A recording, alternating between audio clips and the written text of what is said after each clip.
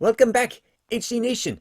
Yes, this is Zach Edwards with another Adventure Box podcast. So welcome back, Seekers of the Past. This is the podcast that rolls up the scrolls, the silk scrolls of history, and it rolls the drama, like me, insight, and humanity inside them. Now, again, my name is Zach Edwards. I am your loyal time guide and tea-sipping historian. And today, we are exploring the final chapters of classic China.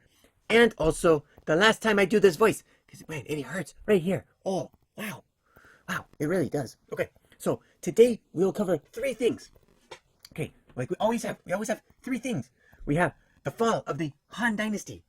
We have the internal corruption and rebellion, and even the collapse that tore it all apart. And third, the legacy it left behind. Why is the Han Dynasty still echoing in China and the whole world today? By the time we are done, by the time the episode ends, you will understand not just how a dynasty fell, but how a civilization evolved in the ashes of a civilization past. Okay, so let's rewind the scrolls one last time for the Han. So this is like the third episode on the Han Dynasty, but this is, again, it's the pinnacle of pinnacles in China. The Han Dynasty, founded again in 206 BC by Liu Bang, was once the golden standard of governance and trade and even cultural growth. Under emperors like Han Wudi, the empire expanded west into the Himalayas through the Silk Road also. Now, this reign was over about 60 million people at the time. That's a lot of people. And it blended legalism's order, with Confucius ethics. So they still believed in legalism, but they ran it like Confucius. But by the late 100s AD, that brilliance was starting to crack and fall apart. So what happened? Well, imagine a giant machine that's working for centuries. Then all of a sudden the gears start to grind. Pipes start to leak. And no one knows who's holding the wrench. How do you fix it? Well, let me go through a few of the reasons why it fell apart. First, court corruption. So, in the middle of every government is the court. It has scholars, government officials, and the emperor. As emperors grew weaker, the eunuchs and imperial relatives, so those that are related to the emperor, grew more powerful. Yes, eunuchs, you might have guessed it, are where they make man no longer man. I'll leave it at that, yes. So it was a palace servant who became a major political player. They took bribes, they sold offices, and they played kings like chess pieces. Meanwhile, the powerful landowners, they bought up more land, and they also avoided taxes. They didn't want to pay the emperor. But interesting enough, they took the land from the peasants. They enslaved them almost. They made them pay them, but they would not pay the emperor. Government services basically collapsed. The roads crumbled, and famine spread throughout the empire. The people were mad, very angry. This is when the different rebellions started up, especially the most popular, famous one, the Yellow Turban Rebellion. Now, in 184 AD, the people were very angry. Anger erupted everywhere. A man by the name of Zhang Chu, he claimed to be a great teacher. He began preaching about a new world guided by Taoist magic and justice. He and his followers wore yellow scarves, which went here too, and up here, and called themselves the Yellow Turbans. They wanted to overthrow the Han and start a new, peaceful era called the Way of Supreme Peace. Their slogan was funny. It was, "The blue heaven is dead. The yellow heaven will rise." It wasn't a rebellion. It was a revolution. Revolution! as those in South America would say. I think that was over Cuba. I don't know. We'll get there when we get there. That's way in the future. Okay. It was basically where hundreds of thousands of people joined forces against the government. Peasant armies rose across the countryside, and the Hans scrambled. Remember, very lazy. The government, very lazy. The bureaucrats, the army, the emperor, they had become lazy in the peaceful time, even during their corruption.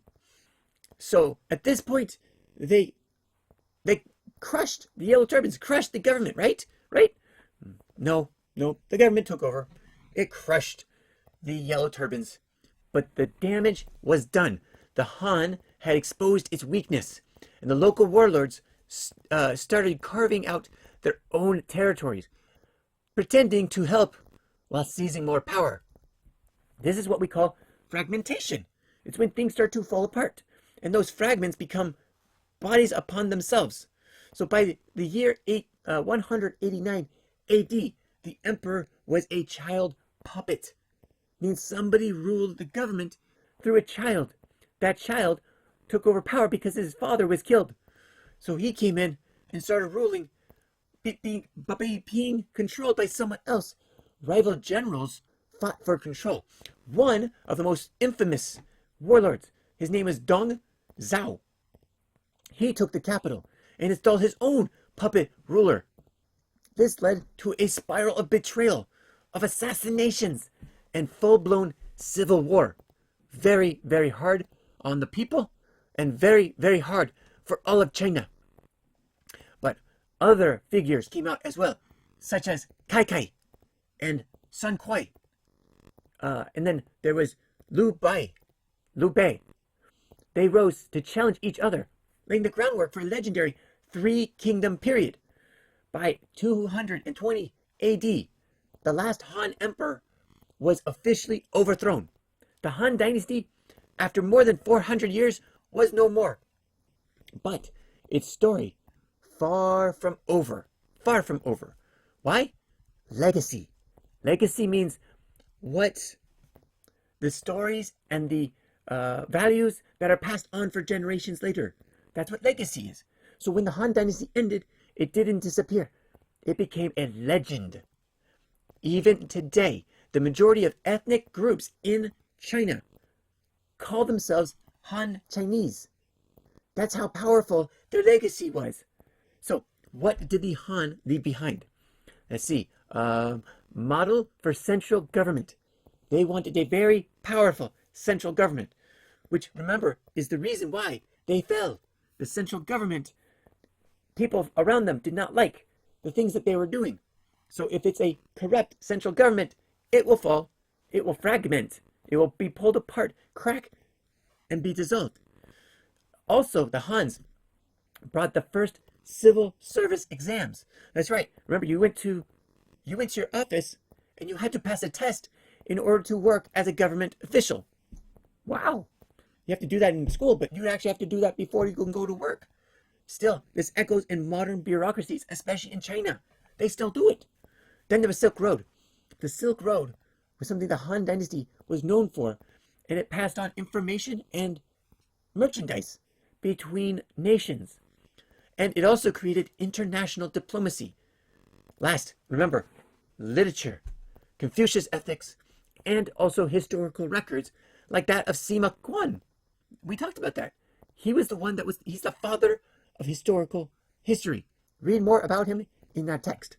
The Hans showed that the world, basically showed the world how a society could blend military strength with scholarly rule, and tradition with innovation, and order with moral vision. Even centuries later, every dynasty that followed looked back to the Han as the ideal. This is why the Hans are always going to be remembered. So what basically ended the classical era of China? What ended it? It wasn't one thing. It was like a perfect storm of many things. Political corruption, destroyed trust in the government, much like what's happening today. We have political corruption. Biden, President Biden, He wasn't there completely. And yet he still ruled as the president. Well, interesting enough, he didn't rule. His bureaucrats underneath, non-elected people underneath, ruled the government because he was not completely there. That's what the books say. Check out Jake Tapper, that guy. He said it. I mean, he even defended Biden at the time, but now he comes back and says, "Oh, I did not know." Liar. Anyways, not to get into politics, but even today, there's always talks of corruption. People do not like corruption. Now, peasants revolt. They expose inequality and suffering. That's why the centralized government, if you are corrupt, it will fall. So, next, military breakthroughs. It led to warlordism. Warlordism. That's an interesting word. It means that people became warlords, but it wasn't the Han Dynasty. That actually came before. The Huns brought it out of warlordism, but it basically fell apart to warlordism also because of fragmentation. I like that word, fragmentation.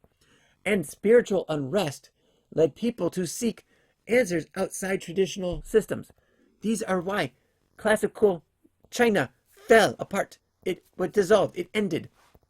This marked the end of a unified classical vision of China, but would lead to much more.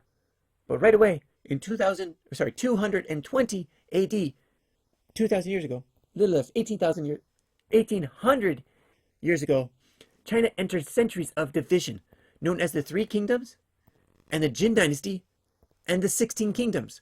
A long era of civil war, shifting borders, and competing rulers. But in the chaos, new ideas could arise, like Buddhism. It came from India. And new philosophies, many, many ones.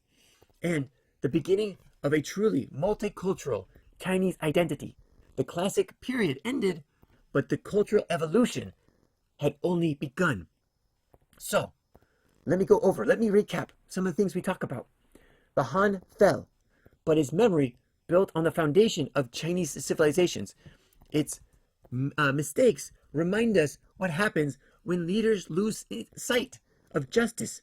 Its ideas show us how a government can inspire a unified people, and its collapse warns us even the mightiest of emperors and empires can crumble, not from outside, but most of the time from within.